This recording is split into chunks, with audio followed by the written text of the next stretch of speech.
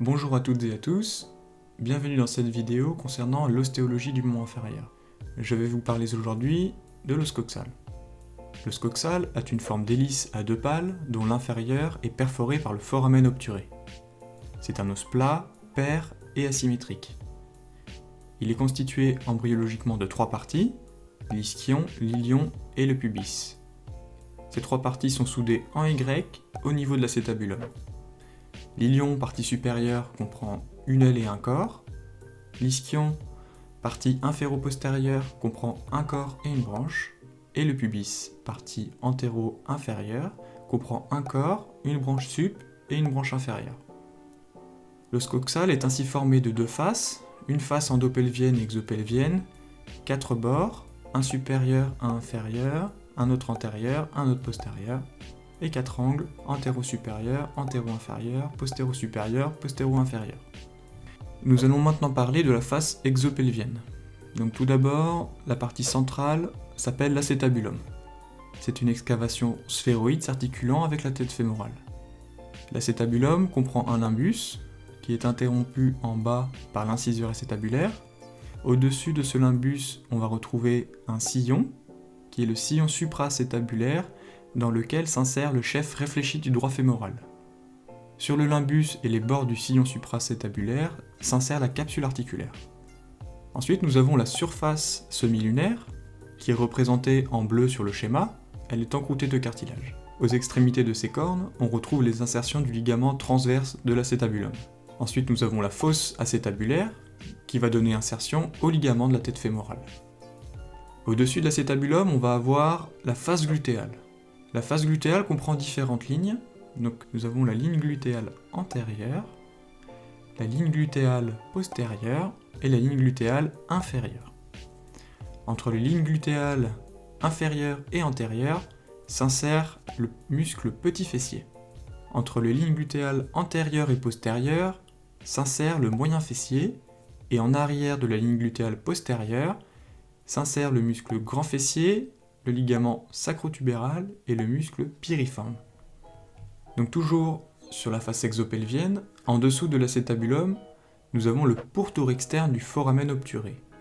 Il va être constitué par la face externe de la branche supérieure du pubis, la face externe du corps du pubis, la face externe de la branche ischiopubienne et la face externe du corps de l'ischio.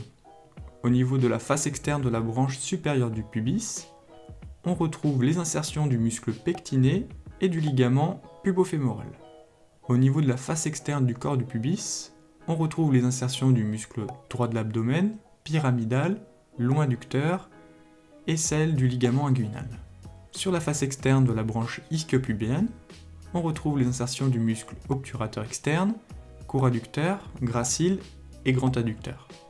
Enfin, sur la face externe du corps de l'ischion, on retrouve les insertions des muscles semi-membraneux, chef long du biceps fémoral, semi-tendineux, grand adducteur, obturateur externe et carré fémoral.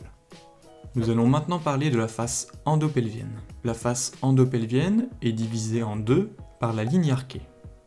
Sur la ligne arquée se trouve l'insertion du muscle petit psoas. Au-dessus de cette ligne, nous allons retrouver la fosse iliaque et la face sacropelvienne. Au niveau de la fosse iliaque, on va voir l'insertion du muscle iliaque.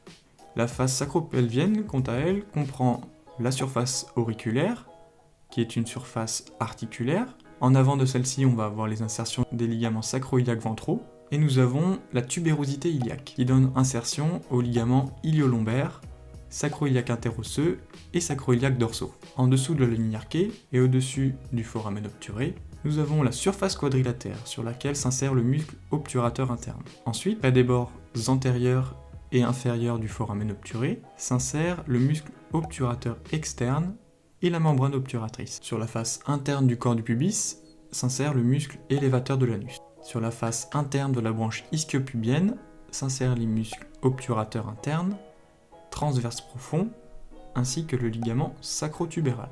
Nous allons maintenant parler du bord supérieur de l'os coxal. Donc ce bord correspond à la crête iliaque. Il va donner insertion aux muscles tenseur du fascia lata, oblique externe, grand dorsal, grand fessier, transverse de l'abdomen, carré des lombes érecteur du rachis et oblique interne.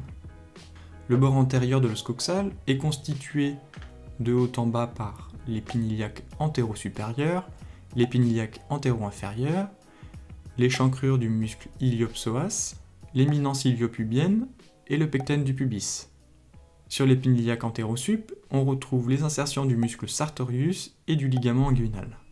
Sur l'épine iliaque antéro-inférieure, nous avons l'insertion du chef droit du muscle droit fémoral et le ligament iliofémoral. Sur le pecten du pubis, on va retrouver les insertions des ligaments pectinés et lacunaires. Le bord postérieur, quant à lui, est constitué de haut en bas par l'épine iliaque postéro-supérieure, l'épine iliaque postéro-inférieure, la grande incisure ischiatique, l'épine ischiatique, la petite incisure ischiatique et la tubérosité ischiatique. Sur l'épine iliaque postéro-inférieure, nous avons l'insertion du ligament sacrotubéral. La grande incisure ischiatique va être traversée par le muscle piriforme. L'épine ischiatique donne insertion au muscle jumeau supérieur, coccygien et élévateur de l'anus. On retrouve également l'insertion du ligament sacro-épineux. La petite incisure ischiatique, quant à elle, va être traversée par le muscle obturateur interne. Sur la tubérosité ischiatique, nous retrouvons les insertions des muscles jumeaux inférieurs et celles du ligament sacrotubéral. Enfin, le bord inférieur de l'os coxal va comprendre une partie antérieure articulaire, avec la surface symphysaire, et une partie postérieure avec des insertions musculaires, notamment celle des muscles ischio-caverneux, transverse superficiel, et l'insertion du corps caverneux. Nous allons maintenant parler des angles de l'os coxal. Donc l'angle antéro-supérieur est constitué par l'épine iliaque antéro-supérieure. L'angle antéro-inférieur correspond à l'angle du pubis. L'angle postéro-supérieur correspond à l'épine iliaque postéro-supérieure. Et l'angle postéro-inférieur correspond à la tubérosité sciatique. Eh bien, j'en ai terminé avec la description de l'os coxal. J'espère que cette vidéo vous a plu, vous a apporté quelque chose. Si c'est le cas, n'hésitez pas à mettre un petit pouce bleu et un commentaire. Je vous dis à très vite dans une prochaine vidéo.